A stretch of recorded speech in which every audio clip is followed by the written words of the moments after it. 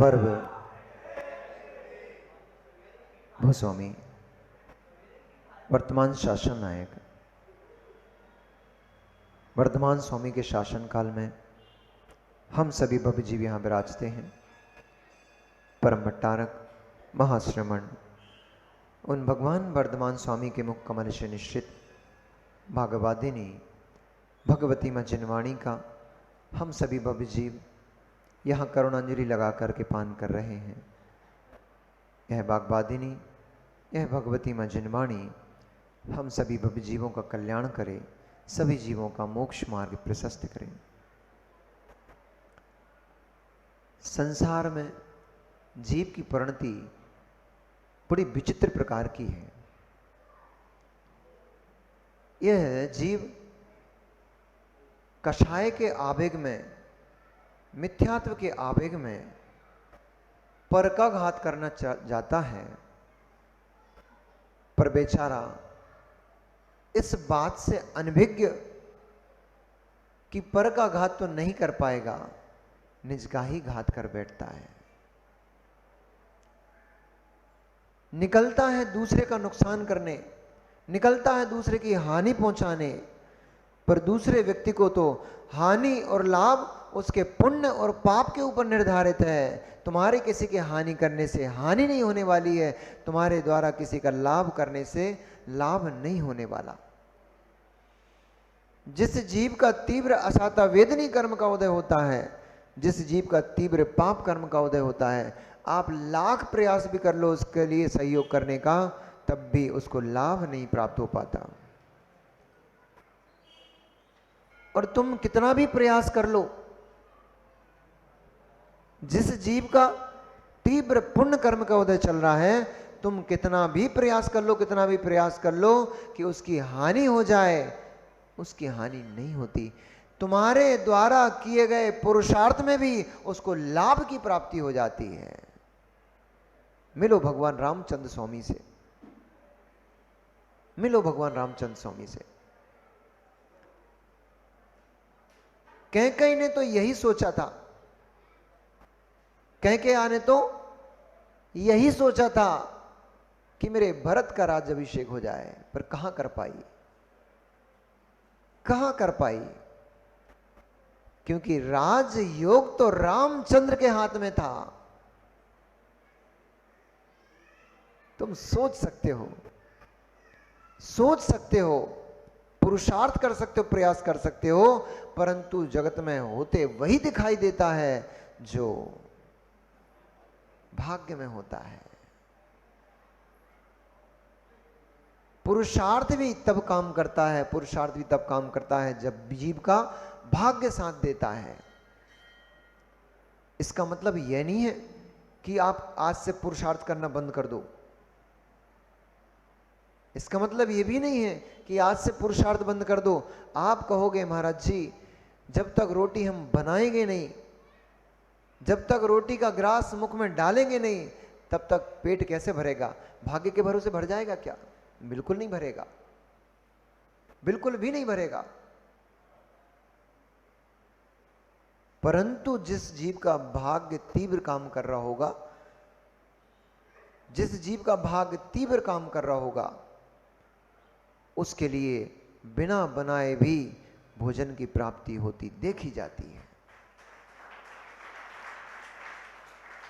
जिसके दोनों हाथ नहीं है, उस व्यक्ति को क्या भी भोजन खाते नहीं देखा क्या? उसने कौन सा भोजन बनाया, उसने कौन सा भोजन अपने हाथ से उठाकर गिलास मुंह में डाला, तब भी उसका पेट भरता है कि नहीं भरता है? भाग्य है, भाग्य है तो आपके पक्ष में पुरुषार्थ करने वाला भी खड़ा हो जाता है। मुनिराज कौन से घर में रोटी बनाने जाते हैं? मुनिराज किसी घर में रोटी बनाने जाते हैं क्या? भोजन पकाने जाते हैं क्या? फिर भी ये माताएं अपने बच्चों को छोड़कर, अपने पति को छोड़कर, घर परिवार के सारे काम छोड़ करके भोजन बनाकर मुनिराज की अंजलि पर ग्रास रखती हैं कि नहीं रखती हैं? लेकिन यह बात भी सत्य है, बिना पुरुषार्थ के कोई भाग्य नाम की वस्तु बनती भी नहीं है। पुरुषार्थ पूर्वक ही भाग्य कार्य करता है। बिना पुरुषार्थ पूर्वक भाग्य भी कार्य नहीं करता। अनिल जी, बिना पुरुषार्थ पूर्वक भाग्य भी कार्य नहीं करता। पुरुषार्थ किया, कालांतर में वही पुरुषार्थ फलीभूत होता है, उसी का नाम भाग्य है। आज पुण्य कर रहे हो, धर्म कर रहे हो, शुभ क्रिया कर रहे हो, अच्छे परिणाम बना रहे हो, यही तो पुरुषार्थ चल रहा है, यही तो पुरुषार्थ चल रहा है। अब जब यह पुरुषार्थ आपका पाक अवस्था को प्राप्त होगा, जब यह पुरुषार्थ आपका पकेगा, उस समय यह फल देगा। आपको लगेगा हम कर तो कुछ रहे नहीं है, कर तो पहले आ चुके थे, वही फलित हो रहा है। पहले नहीं किया होता, पहले मेहनत नहीं की होती तो आज फलता नहीं। आम की गुठली लगाना पड़ेगी तब वृक्ष लगेगा, उसकी रक्षा करना पड़ेगी, बकरी चरना जाए, जानवर उसको खाना जाए, रोंद ना दें, बाड़ी लगाना पड़ेगी, बाड़ी लगा करके उसकी रक्षा करना पड़ेगी, तब जाकर वह आम का वृक्ष फल देगा, तब मीठे मीठे फल खाने को मिलेंगे। अब फल खाने वाला सिर्फ फल को ही देख रहा है, हमें तो फल मिल रहे हैं मीठे मीठे, हमने कौन सा पुरुषार्थ किया? किसी ना किसी ने तो पुरुषार्थ लगाने में किया था। और तुम्हें भी ऐसे खाने को नहीं मिल रहे हैं, तुमने भी कुछ कार्य किया, उस कार्य करने से उस थोड़ा धन संचय किया, उस धन के को दे करके तुम मीठे फल खा रहे हो। बिना पुरुषार्थ के तो वो भी नहीं मिल रहा है। भाग्य फलीभूत होता है तब पुरुषार्थ कार्यकारी होता है, और पुरुषार्थ किया हुआ कार्य कालांतर में भाग्य के रूप में फलीभूत होता है। एक दूसरे के पूरक हैं। पुरुषार्थ के बिना भाग्य कार्य नहीं करता, और भाग्य के बिना पुरुषार्थ के कार्य करता नहीं है। इसलिए मित्र, पुरुषार्थ करना ही है तो ऐसा पुरुषार्थ करो, ऐसा पुरुषार्थ करो, सम्यक दर्शन की प्राप्ति हो। पुरुषार्थ ही करना है तो ऐसा पुरुषार्थ करो, धर्म ध्यान की प्राप्ति हो, उत्तम शुक्ल ध्यान की अवस्था मुझे प्राप्त हो, ऐसा पुरुषार्थ करो। क्यों कषायों में पुरुषार्थ नष्ट करते हो? क्यों किसी के दूसरे का हनन में दूसरे को नीचे गिराने में पुरुषार्थ करते हो? अभी आपने कथा सुनी, बेचारे 4 मंत्री, बलि, नमी, नमुची, बृहस्पति और एक और क्या नाम था, प्रहलाद, चारों मंत्री कषाय से भरे हुए थे, पाप से भरे हुए थे, तो दुर्दशा हो गई। अब इनने महाराज जी ने छोड़ दी। हम कह रहे जब कथा सुनाओ, कथा को कथा के तरीके से सुनाना चाहिए, रस ले लेके जल्दी नहीं देखना चाहिए, टाइम नहीं देखना चाहिए। कथा में रस तब आता है जब कथा में डूब जाओ। कथा में घड़ी दिखेगी तो कथा अच्छी मजेदार नहीं हो पाएगी। अब आधा इनने बीच में गायब कर दिया, वो हम सुना देते हैं आपको थोड़ा सा, फिर हम पुनः अपने नंद्याव्रत और उस पे आते हैं, सागराव्रत पे आते हैं। शत्रु ने शत्रुता तो निभा ली, शत्रु ने शत्रुता निभाई तो, पर पुण्य आत्मा के आगे सारे बल फीके पड़ जाते हैं, सारे कार्य फीके पड़ जाते हैं। जिस जीव का तीव्र पुण्य कर्म का उदय है, उसको मारने से भी मृत्यु नहीं आती है।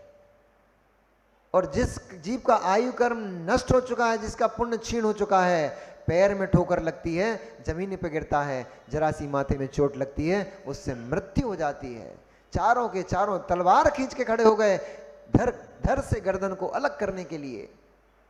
सुबह हो गई, जैसे ही इस दृश्य को उस उद्यान के यक्ष ने देखा, वह यक्ष कुपित हो गया, क्रोध कषाय से भर गया। उसने कहा, एक दिगंबर मुनि के ऊपर इतना घोर उपसर्ग, ये पापी जीव उनको मृत्यु देना चाहते हैं। उसने तुरंत ही उन चारों मंत्रियों को किलित कर दिया। जैसे दीवाल में कोई वो चित्र ठोके ना आपके, जैसे दीवाल में कोई चित्र ठोक देते हैं, ऐसे ही उसी अवस्था में उनको उस यक्ष ने किलित कर दिया। अब सोच रहे थे अब क्या होने वाला है, ये तो बड़ा तांत्रिक निकला, मांत्रिक निकला।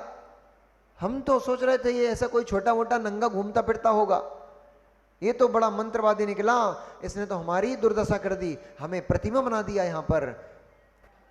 अब लोहा तो हुए नहीं थे, पत्थर तो हुए नहीं थे, इसलिए अंदर परिणाम तो चल रहे हैं। कीलित कर दिया था, स्टैचू बना दिया था, लेकिन आप बुद्ध खेलते हो, स्टैचू स्टैचू, कोई कुछ करता करते तो स्टैचू, तो बेचारा वैसे ही खड़ा हो जाता है। ऐसे वो भी तलवार लिए यूं खड़े हो गए।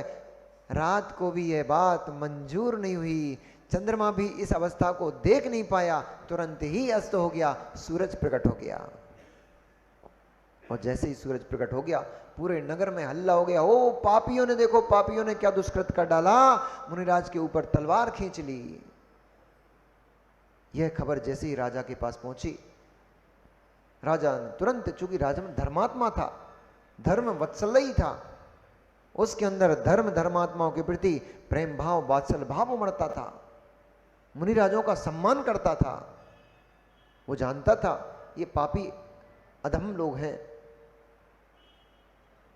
इसलिए तुरंत राजा भागा भागा मुनिराज के चरणों में आया और आकर के उसको मुनिराज के चरणों में बार बार नमस्कार करते हुए क्षमा याचना की कि हे भगवान, मेरे राज में आपके ऊपर ये दुष्कृत हुआ है, ये अत्याचार हुआ है, मैं पापी हूं, मैं इस दुष्कृत्य के लिए जिम्मेदार हूं, इसलिए आप मुझे क्षमा करो।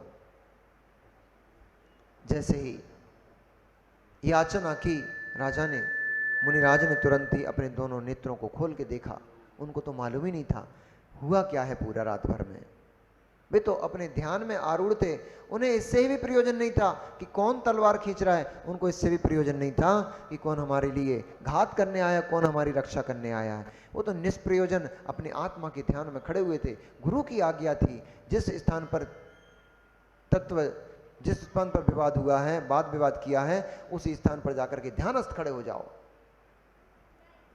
जब निवेदन किया तब मुनिराज ने अपने दोनों नेत्रों को गति प्रदान करते हुए दोनों नेत्र खोले और खोलकर देखते हैं राजा नतमस्तक उनके चरणों में खड़ा हुआ है। परंतु मुनिराज तो मुनिराज हैं, दया मूर्ति हैं, करुणा के भंडार हैं, बादशाह के महान सरोवर होते हैं। उन्होंने जैसे राजा को आशीर्वाद दिया, वैसे ही उन 4 मंत्रियों को भी आशीर्वाद दिया। राजा ने कहा, हे स्वामिन, इनको क्षमा दान दो, मैं इनको मृत्यु दंड दूंगा। मुनिराज का तो कर्म कार्य ही क्षमा दान देना है, परंतु ये मृत्यु दंड के प्राप्त हैं, पात्र हैं, इसलिए मैं इनको मृत्यु दंड दूंगा। तब मुनिराज ने कहा, राजन, न मैं शत्रु न च मैं प्रिया। मुनिराजों का कौन शत्रु है, मुनिराजों का कौन प्रिय है? जो तलवार खींचे खड़ा है, मैं तो इसमें भी भगवान आत्मा को देखता हूं। आज मिथ्या परिणति के कारण, ये द्वेष कषाय बुद्धि के कारण इसको नहीं पता इसने कौन सा कर्म का बंध कर लिया। इस जीव ने संसार को अपना दीर्घ कर लिया है, पर इसको कीलित करने का कार्य मैंने नहीं किया। मेरी दृष्टि में तो उपसर्ग करने वाला, उपसर्ग दूर करता, दोनों ही सम है, समान है।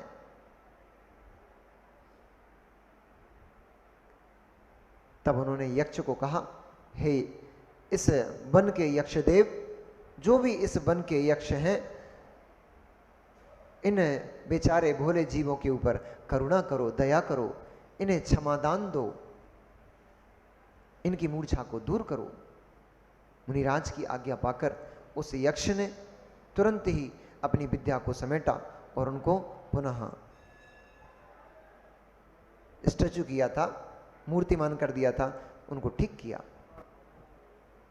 राजा क्रोध से भरा हुआ क्षमा याचना करके पुनः अपने 4 मंत्रियों के साथ नगर में वापस चला गया। और इधर मुनिराज भी अपने संग में उपसर्ग को दूर जाकर के अपने गुरु के पास नमोस्तु निवेदित किया और कहा, जो पूरी घटना रात में हुई, सुबह तक हुई, वह सारी घटना उन्होंने जाकर उनको सुनाई। परंतु राजा क्रोध से भरा हुआ था, ऐसे अत्याचारी मंत्री मेरे राज में नहीं ठहर सकते, इसलिए जो मुख्य बात थी वो तो महाराज जी ने छोड़ दी। उन 4 का सर गंजा किया, मुंह काला किया और गधे पे बिठा करके उनको देश के बाहर भगा दिया। कसाई का तो यही होता है, पापी का तो यही होता है। मुद्दे की बात छोड़ दी महाराज ने। जिसने पाप किया था उसको ये तो पता पड़ना चाहिए कम से कम कि पाप का फल क्या प्राप्त होता है। पापियों को देश से बाहर निकाल दिया। भटकते भटकते वे पापी कहां पहुंच गए? वे पापी हस्तिनापुर नगर में पहुंच गए। उसके बाद का वृत्तांत सारा का सारा महाराज ने आपको सुनाया ही है।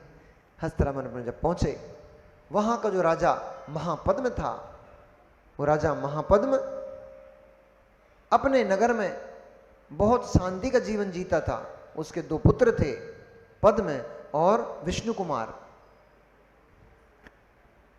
राजा को एक दिवस वैराग्य उत्पन्न हो गया और वैराग्य उत्पन्न होने से वह राजा महापद्म अपने छोटे पुत्र विष्णु कुमार के साथ दिगंबरी दीक्षा को प्राप्त होकर के मुनिराज हो गए। पद्म, महापद्म और विष्णु कुमार दोनों वन में जाकर के घोर उग्र उग्र तप करने लग गए और उग्र तप करते हुए विष्णु कुमार मुनि महाराज ने विक्रिया रिद्धि को प्राप्त किया। पर धन्ना ते भगवंता, उन मुनिराज की निष्प्रवृत्ति देखो, उन मुनिराज की निष्प्रवृत्ति देखो, रिद्धि प्रकट हो गई। उन्हें इस बात का ज्ञान ही नहीं है कि हमें विक्रिया रिद्धि प्रकट हो गई है। इधर हस्तिनापुर में वे मंत्री नगर नगर में भटकते हुए, नगर नगर में दुखों को भोगते हुए एक दिन वे भी हस्तिनापुर नगर में पहुंच गए और राजा पद्म से याचना की उन्होंने, अपने नगर में स्थिति की। तब उन्होंने कुछ विद्याएं, कुछ कौशल अपना दिखाया। उससे प्रभावित होकर के राजा ने उनको मंत्री पद पर अधिष्ठित कर लिया और उस नगर में एक पास के ही नगर का राजा सिंहबल, कुंभपुर नगर, उसका राजा सिंहबल, वह बहुत उत्पाद मचाता था। तो राजा बड़े चिंतित थे कि इस राजा सिंहबल से कैसे जीता जाए। तब उन चारों मंत्रियों ने राजा की शंका को दूर करते हुए सिंहबल को बंदी बनाया और बंदी बनाकर ला करके राजा के सामने खड़ा कर दिया। प्रसन्न होकर के राजा पद्म ने कहा, आपने मेरे लिए उपकार किया है, इसलिए आज से मैं अपनी सेना में आपको मंत्री पद, अपने राज्य में मैं आप चारों को मंत्री पद अधिष्ठित करता हूं और जो भी आपके मन की इच्छा हो उसको मेरे सामने प्रस्तुत करो, मैं उसकी शीघ्र ही पूर्ति करूंगा। तब फिर उन्होंने कहा, छलिया तो छलिया ही होते हैं, उनके मन में तो छल ही चलता रहता है ना। यद्यपि छलिया मांगना तो चाहते थे, परंतु सोचा अभी उचित अवसर नहीं है। अभी मांगेंगे तो राजा की नजर में हमारी उतनी ही इज्जत रहेगी। अभी कुछ भी नहीं मांग करके राजा की नजर में इज्जत बनाना चाहिए हमें, क्योंकि ज्ञानी थे, मंत्री थे, नीतज्ञ थे, कूटनीतियों से भरे हुए थे। इसलिए उस समय उन्होंने कुछ भी नहीं कहा। राजन से कहा, राजन, आपके द्वारा दिया गया उपकार वर के रूप में हमारे पास सुरक्षित है, कभी आवश्यकता जीवन में पड़ी तो हम अवश्य मांगेंगे। ऐसा करके उन्होंने अपना वर सुरक्षित कर लिया। शेष कथा आपने मुनिराज के मुंह से सुन ली है।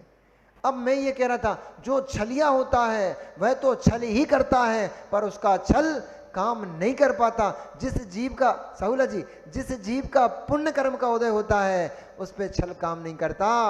चंद्रगति ने छल तो किया था। पुनः चलते हैं रामायण की तरफ।